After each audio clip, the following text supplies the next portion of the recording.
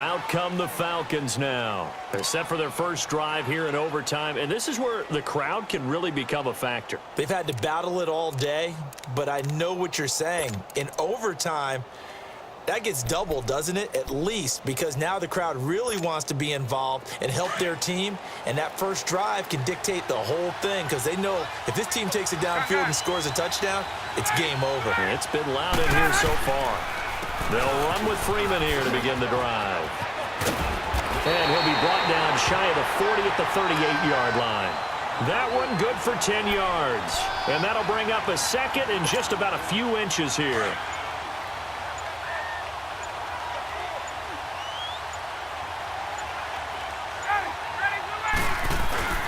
Now Freeman, he's been busy today. And he'll bring it up here to right at the 40-yard line. Only a gain of a yard there, but it indeed gets him a new set of downs.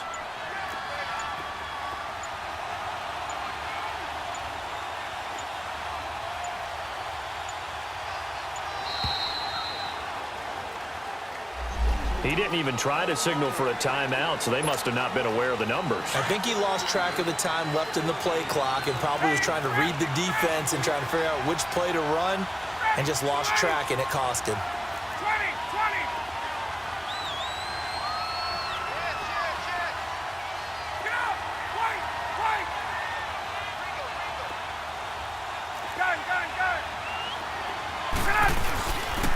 After the penalty, here's Freeman. And maybe a measure of revenge there. He's had his way in this one, but this time they get him behind the line. They'll wind up losing 3 yards here. And it'll be a second and long. Hey, let's go. Got it.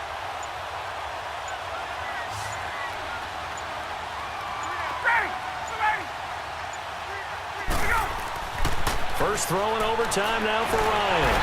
And the Chargers rush is going to get there. Down he goes. Well, this is what happens when you get behind the chains, as people like to say, when you have obvious passing situations. Hard to vary it up and fool a defense. And you hate those situations if you're an O-lineman, right? Oh, without a doubt, because you just know they're coming, and you never know exactly how. They can be exotic in their blitzes, or their athletic ability just takes over. So the sack pushes him back, and now third and long for Ryan and the Falcons. Now Ryan. Looking deep for Julio. Oh, and it's intercepted. Picked off by Casey Hayward. And they will set up shop at their own 41-yard line. A costly mistake here in OT. And you know what they say, when you throw an interception like that in overtime, you don't usually get a chance to throw a second one. I mean, I'm not sure the analytics on it. Let's ask Marvin, our statistician, to ring that down for us. That's typically how coaches and teams feel about it. You throw one, you likely cost yourself the game.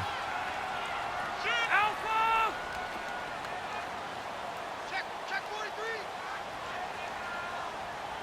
Check 3. Now the first throw in overtime for Rivers. He's airing it out for Williams. It's caught inside the 25. And that one results in 35 yards. Well, in overtime, I think coaches always wondering, where's that magic line for my kicker? They're already in field goal range after that big play. I'm glad you brought that up because that magic line can change throughout the game. It's constantly being updated by teams. It starts with pregame. Okay, how do you feel? As the game goes on, they might ask him again, still feel that same number? Is it a different number? Right hash, left hash, what do you need? And that goes into the play calling in OT. Credit him with a 1-yard gain there to make it 2nd and 9. Hey!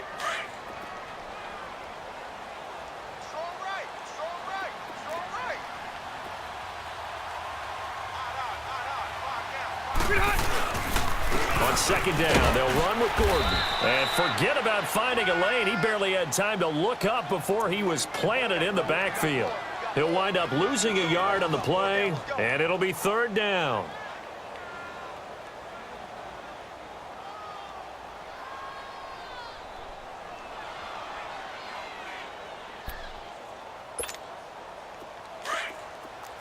Right.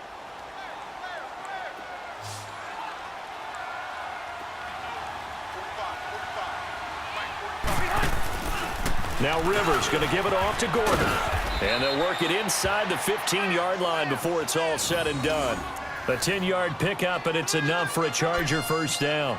And I know you, with every carry, especially in overtime, you're just saying, if you're that ball carrier, hold on to the football. Hold on to it, protect it, but not necessarily settling, because you're trying to get to the end zone. You're trying to end the game right here. And I know the defensive guys poking, clawing, raking, trying to knock the ball free and protect their end zone. Yeah, like you alluded to, especially this part of the field. It's a pickup of 4, and it'll bring up second down.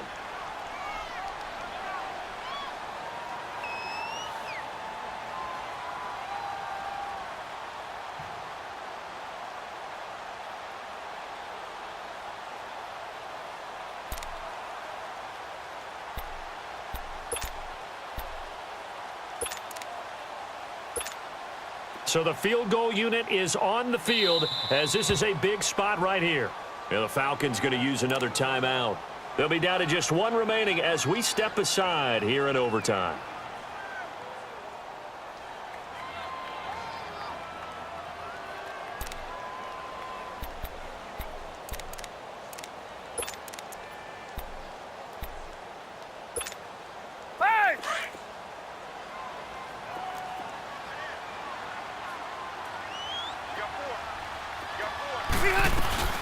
They'll run it now out of the gun. And he'll take this from the 9 down to about the 7.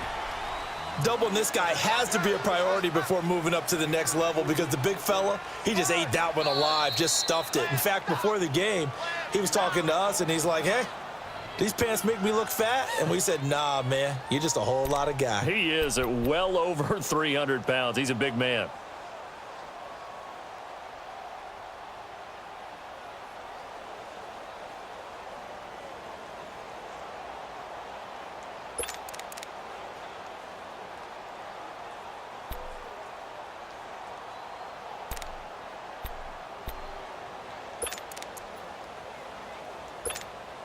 So now one of the biggest kicks of the night is forthcoming.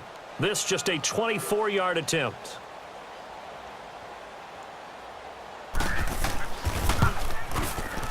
And he got it. The kick is good. In overtime, he's able to split the uprights. We thought this game would be a good one. It did not disappoint into overtime.